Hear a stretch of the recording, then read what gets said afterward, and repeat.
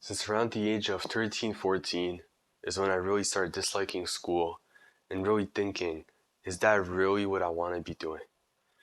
Now, when you're in primary school and maybe secondary school, you don't really need to try.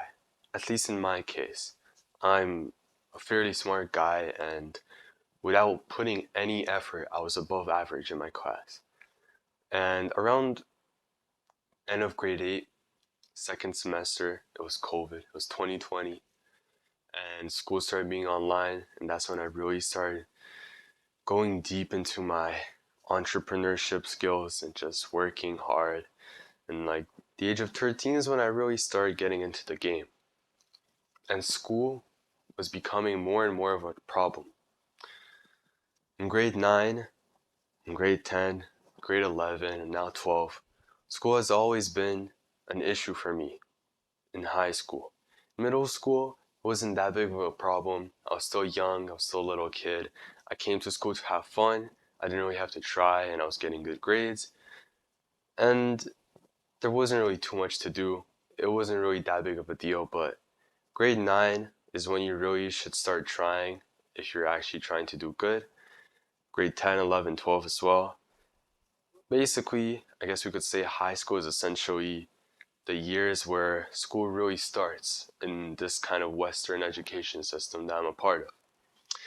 And school has been a big problem for me. Now, before I start talking deeper into this issue, those of you who really believe that school is your path and this is the way for you, I suggest you click off this video.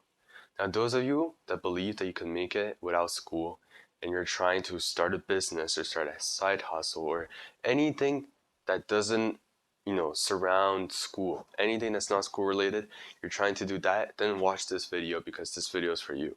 The people that believe that they want to go to school, they want to get a job, and that's the path that they want in life, then I fully respect that path because that's your goal and I wish you all the best.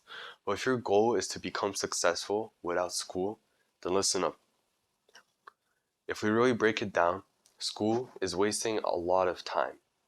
Let's say school lasts around 6.5 hours, right? On top of that, you have to bus to school, you have to get changed, you have to get dressed. So if we really break it down, on average, the average person to get dressed up, go to school, stay in school, lunchtime, classes, and then go back home, it takes around 8 hours per day, which means they're wasting a total of eight hours every day of the week. 8 hours is a lot. It's a third of your life. And if you're trying to be optimal with your sleep schedule and you're trying to sleep a lot, like, if you're not trying to be that guy that sleeps 5, 6 hours a day, then 8 hours is a ton of time. And if you're trying to get your sleep schedule correct and still be able to manage school and family and everything else, it becomes a big issue. Especially for people like me who are trying to start a business on the side or working on something else, all the entrepreneurial type of people. The entrepreneurs really struggle in high school, I'd say, especially the ones that are trying to keep up with their grades and their parents are pressuring them. And I feel you guys, it's really hard to be able to manage your time because you have 8 hours wasted on school, you want to sleep, that's also another third of your life, and then sports, gym. Just imagine how much time it takes for the average person to go to the gym. Even if you go by car, you have to get ready, drive to the gym, hit the workout. In between sets, you're waiting for the machines. For those of you who go to the public gyms, then you have to drive back. So really, for most people who are on self-improvement and they're trying to become successful, they're running low on time. And it's crazy to me when people are like, oh, I don't have enough time, I don't have enough time.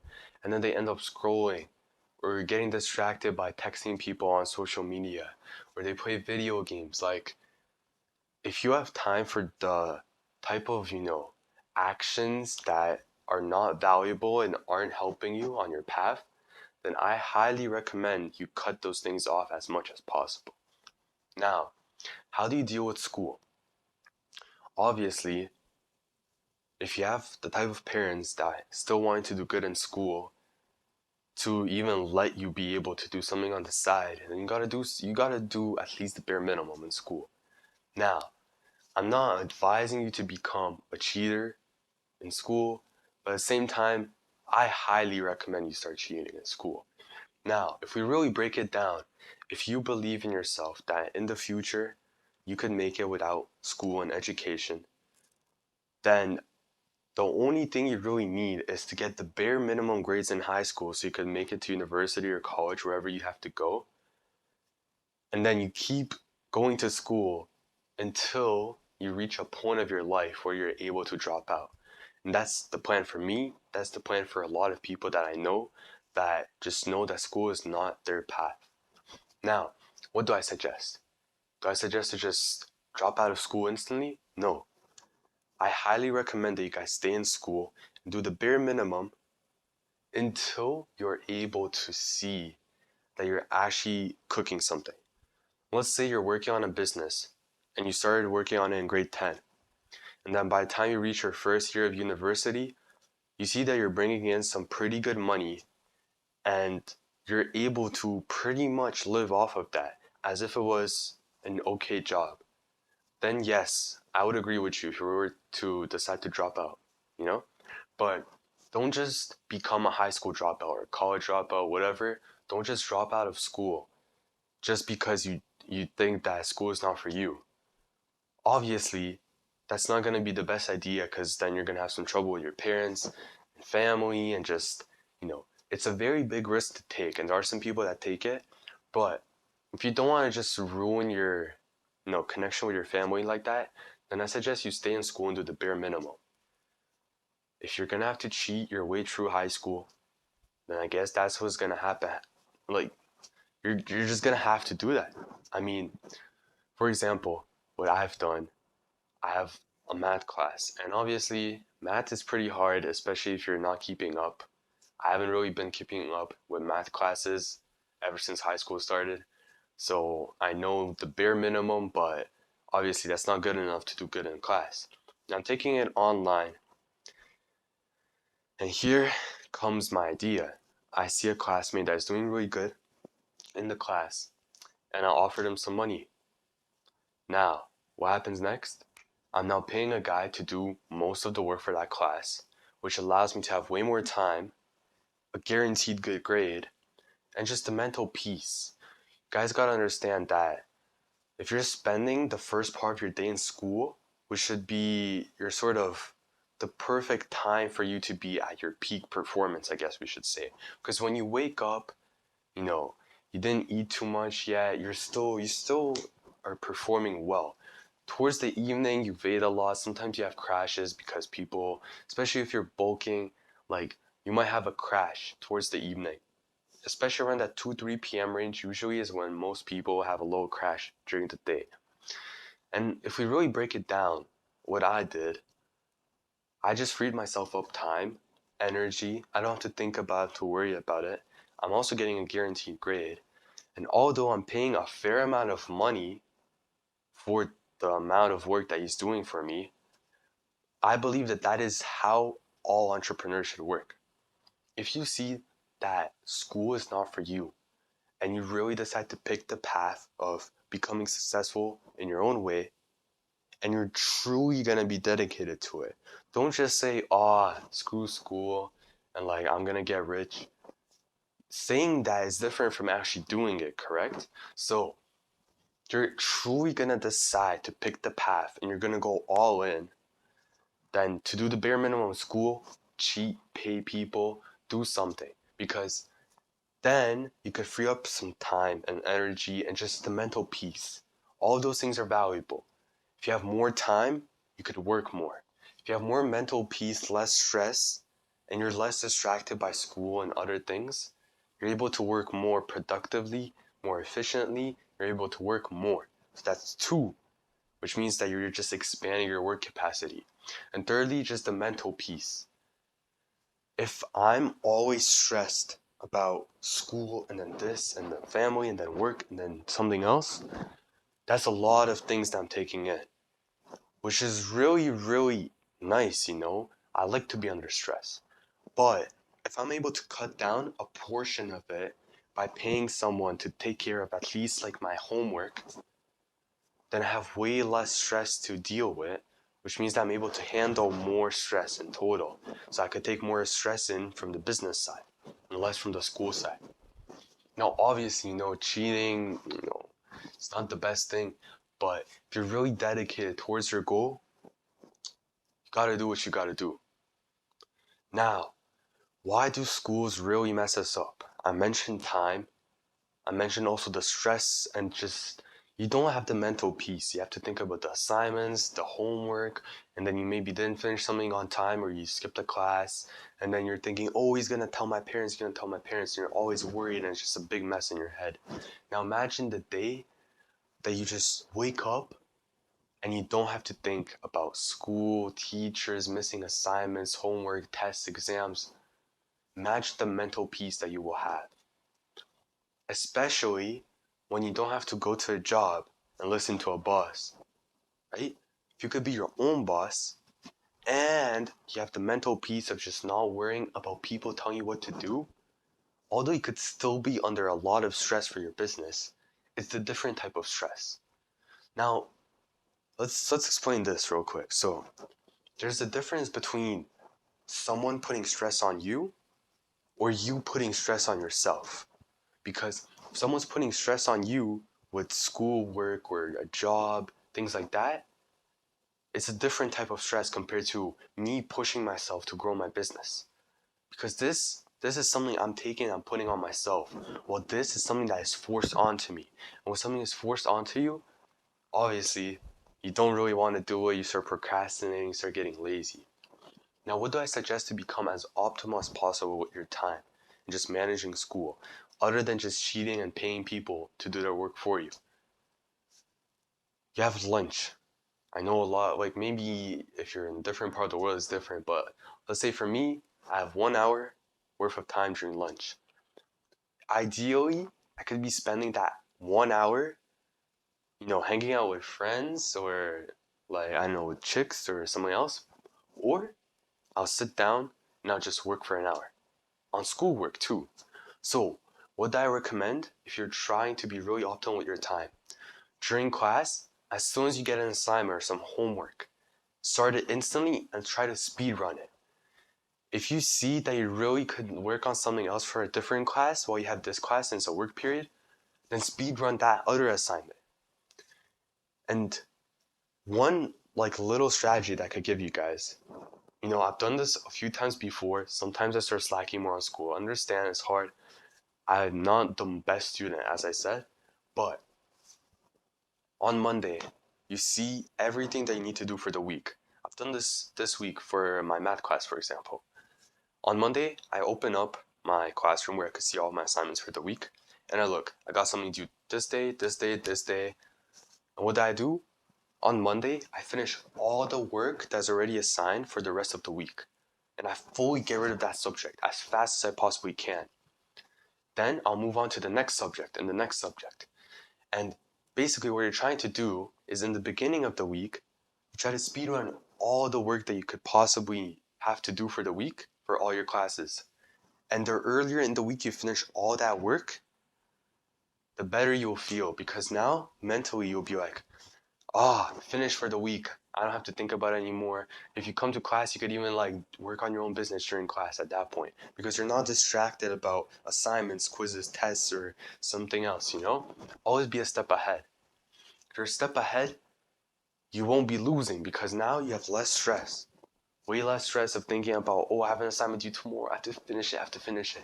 Just always be a step ahead. The second you get it, finish it as soon as possible. Work on all your work during class. If you really try to finish everything that you're assigned during class, during lunch, during your breaks, then when you come home, you could just fully dedicate that time to the gym, sports, family, business, everything else, right? So while you're in school, try your best to do that. Now, everyone has their own ways to just work around it. Some people, they can't focus in class. Now, there are some days where I'm in my English class, I'm trying to do this assignment, but I just really cannot focus on it. I don't want to do it right now. I'll just open up my other class, my other subject, and I'll start working on that instead. Although I am in English class, I should be doing the English work, I'll do something else. Because I know that if I do that work right now, it'll be way more optimal. Because when I get home, I feel like I would work much more efficiently with that English assignment. So I'll do it at home. Manage your time and work efficiently. That's very important. If you see that you're working really slow on an assignment, and you could be working way faster on a different assignment right now, that's just how your head works. Then work on that assignment first, and then do that assignment when you're working more efficiently on that assignment. You gotta speed run. The faster you speed run all your work, the less stress you have. Imagine you have 100% capacity worth of stress in your head, and half of it is taken up by school and your family. If you cut off school, out of that 50% of your stress, if you've cut down like 30% of it with school, now you have 20% for family, just family problems, I don't know. But if you really break it down, out of the 100%, if we cut 30% down, school, you have 70%, which means that your total capacity out of 100, it's only 70% full. Now we could fill it up with better things. Now, obviously, you know, it's really hard to really dedicate yourself to school when it's not your goal. As I said, school is not my main priority in the future. I'm trying to do something without school. So why am I trying to prioritize it so much and do it so fast? As soon as I get an assignment, I finish it instantly. Because it lowers your stress. You don't have to think about it anymore. Whenever you wanted to do something or you said you're gonna do something, but you never did, it's gonna be in the back of your head. If I say that I'm gonna start going to the gym, but I didn't, it will always be in the back of my head. And I'll always be like, I didn't go to the gym tomorrow, next week. And it's always in the back of your head. That diet you want to go on, it's always in the back of your head. You didn't start it yet, but it's always in the back of your head. And to a certain point, the more things you have in the back of your head, over time it stacks up. And you overload. You just can't. You're like, missing assignment. Didn't go to the gym. I want to start this. I want to start this business. I want to get a job. And then all of that's in the back of your head. You never started it. And it stacks up. And you just end up not doing anything. It's like a buildup of wasted potential. And that buildup of stress just fills out your capacity. And once you reach your capacity of stress and it's full, when you're trying to add more, it's overkill and you just can't do anything. That's why a lot of people, to a certain point, they stack up a bunch of things that they just don't do. And with time, they have so many missing things and things that they didn't do when they wanted to do them. And it just starts breaking them down. That's what happened to me. I wouldn't do assignments, I would always do them late. And even now, sometimes when I'm late with assignments and they start stacking up while I'm trying to go to the gym and do business and this and that, it starts stacking up in the back of my head and it slows me down for everything else. So what do I suggest? This is a lesson you guys could learn aside from just school, even for your life. If you said you're going to do something, do it as soon as possible. If you have a task to do it as soon as possible. If you have really hard things to do, let's say doing school assignments because you don't want to do them, it's hard for you, do them in the beginning of the day during school time. Because you'll get over with it and you'll come home and you'll be like, yes, I already finished it. Now I could just hit the gym and just have the mental peace. That's really important. Now, to move on. Aside from stress, time, what else does school do? Programming. School really programs you to just honestly be a complete NPC in the world. Now, I'm not going to speak for all school systems in the world. I'm just going to speak for Western school systems. The people in your class, the teachers, are not the type of people they would like to be. At least in my case, if I look around my class, I see a fat feminist. I see a human, but I don't know if it's a girl or a boy. I don't even know what the heck that is. It's a whole ass specimen, right? Then I see a random feminist that just keeps freaking hogging on the teacher and answering every single question like a good girl. Then you have, I don't know, another weird kid. Then you have someone that's just playing video games during class and has no life. Then you have someone sleeping during class because they stay up hella late. And like, bro, if I really look around, there's barely anyone that would ever want to be like in my class. And then the teacher, I look at the teacher as well. Whenever you see a vegetarian teacher, you don't want to be like them. I'll be honest with you, like, they're vegetarian, they're already not good in the head. And then, like, honestly, as soon as you find out they're vegetarian, then everything just goes south. So I don't want to be like my teacher. I don't want to be like my classmates. So why would I try to be like them or surround myself by them or even be in the same class as them? If I'm in the same class as a bunch of people that I don't want to be and I'm doing exactly what they are doing, which is learning from a teacher who I don't want to be like, where am I going to end up? That's why you have to be the outlier.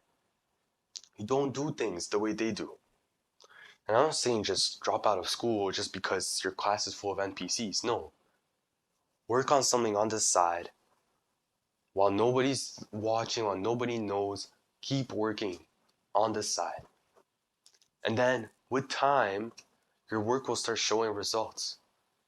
If you dedicate your life to something, and it could be very specific or it could be somewhat general. Like saying getting rich, although you could argue that's specific, but still pretty general, because to get rich you could be doing a lot of different things to get there, right? It's not just saying, oh, I'm only gonna dedicate myself to football, and I'm only gonna play football, you know? That's a little more specific than just getting rich, because there's a lot of things that take into that, but we could also argue that football also requires a lot of things, right? Now, where am I leading with this? Instead of thinking very specific, think a bit more general. Start analyzing, start thinking. When I'm trying to go pro in football, I'll start breaking it down. So if we're talking about European football, I'll be like, okay, shooting, dribbling, passing, defense, attack. You break it down in little spaces, and now you got a whole ass subsection and subsection and subsection. And you're breaking down one sport into 1,000 different pieces. Same with getting rich. Your mindset, your discipline, your knowledge, your everything, it just builds up into a bunch of pieces. If you ever look at most people that got rich and successful, they're not they're not really running on the same type of engines, like brain wise, as the NPCs. The NPC wakes up, they're not thinking. While someone who's successful, they wake up and they are thinking, they're analyzing. What do I need to do to get rich? Do I just scroll on TikTok and watch motivational videos? I mean, motivation will only get you so far, right? But if you really start breaking it down, what is money? How to make money? What are the different ways to make money? How is money made? How do they create money? What industries are there? What industries make the most amount of money? What can I do in my environment that could bring me money? What am I the best at? Am I good at talking? Am I good at reading? Am I very smart? Or am I good with sales? You have to see what are your like sort of assets, and you have to analyze what you're good at. And then from there, you also want to learn a bunch of different things. To get where I'm at right now, I had to learn so much since I was 13 years old. That's when I really started grinding more and more and more and more. And now we could say that, oh, you just spent 4 years, 5 years of your life learning and you're still not rich yet. It doesn't work like that. We could say that if this is the end goal and we have the stairs to get there, from the age of 13, 14, I learned some knowledge that one day could help me get there. I went up a stair. Then from 14, 15, I got a lot of knowledge and experience. I went up a stair and went up and up and up. But I didn't reach the top of the stairs yet, so you see zero results virtually. But in reality, if we look back, all the knowledge and experience and failures and just everything that I've learned, it's all still there. Maybe not all of that's going to be used. But if we really break it down, all the sales skills that I got, all the knowledge, all the information that I learned, all the things that I've just developed, and just the mindset and the discipline, all of that took time to build up. So now, although we could say that I'm not rich yet, right? I'm not rich as in money wise, but am I rich mentally? Yes, I'd say I'm getting there. Because all the information, the experience that I've been going up the stairs. Then once I get to the top of the stairs at a certain point, the money is just gonna start coming in automatically. So the point I'm trying to make here basically, it's not about the numbers on the screen. The numbers on the screen come when you become the person that's capable to attract the numbers on the screen. If you learn, if you build yourself up, you work on yourself for 5 years, you become a completely different person, but you made $0, that does not matter because you built yourself. You're a completely different person.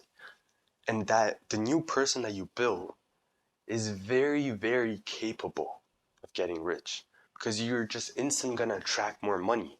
You're walking and you could see, oh, I could make money here. I could make money here. I could make money here.